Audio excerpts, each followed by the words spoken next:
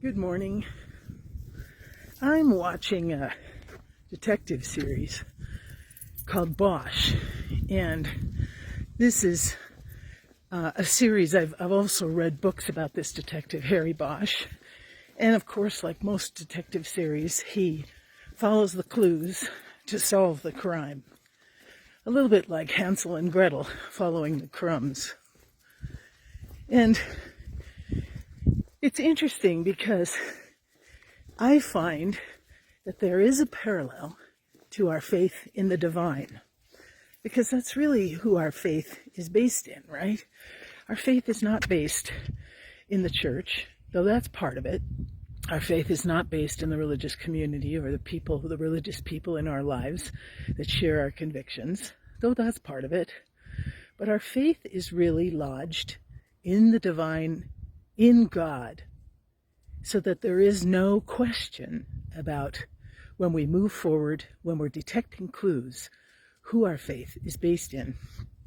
And I was thinking about the parallel to the story of Cana. Now, Cana is the place, as many of you know, where Jesus' first miracle took place. It's the city where a family was holding a wedding to which many people were invited, including Jesus and his mother. And so Jesus brought some of his buddies with him, his friends. And sometime during the wedding, while Mary was chatting with the mother of the bride, a steward came up to the hostess and said, "We're running low on wine." Now, that's part of the celebration, right? It's a big deal. You've got to save face, right? You've had this big party and you underestimated the amount of beverages people were enjoying. So Mary says, wait, because she sees the panic across the face of the mother of the hostess. And she goes to Jesus and she says to Jesus, "They're out of wine." And Jesus says to Mary, "Mom, it's not my time yet." Now, what I was thinking about this morning is, what in the world made Mary go to Jesus to propose the problem, to set the problem before him? What clues had she discerned during his childhood? What had she and Joseph chatted about after Jesus fell asleep at night? Things they had observed about the way he was acting in his life, about the things, the problems he solved, about what they understood to be deep in his heart. What clues were there? What led her to ask him this? Then she says, even though he says, no, please, no, it's not my time yet, like a good mother, she turns to the other stewards and she says, "Do whatever he tells you." So she's not dictating. She's also not tying his hands. She's just saying, "I think there's something here. I think he can help the situation." There's enough in her history with Jesus that makes her convinced of that. Do whatever he tells you. And I think about our relationship with the divine. Is there a big ask in your life?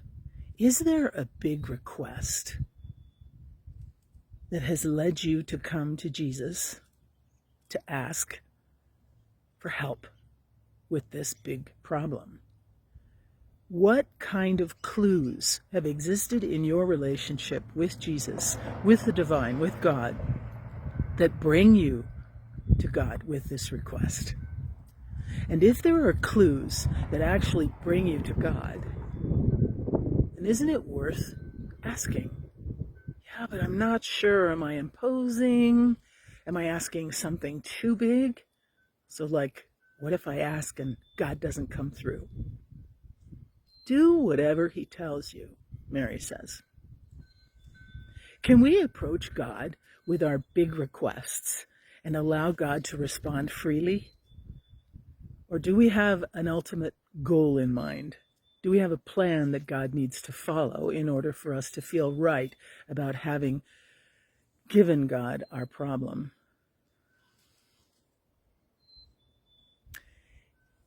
in the asking, when we go forward, asking God this huge thing that's weighing on our heart, we have to be vulnerable in the asking. We have to allow God to respond the way God does. But that vulnerability in actually asking the question allows us to remain open to however the response, whatever manifests. God is not a magician. Poof, you get what you want. Nor a vending machine. You put in the right coins and you get what you want. There's trust involved, right? Vulnerability, where we allow God to respond with the love that God has for us. The reason we brought our request to God in the first place is because there are clues in our story with God that allow us to be convinced that God can do something with this. That vulnerability is key, for it allows us to be responsive and receptive to however God will respond, allowing the love of God to meet us in our greatest need.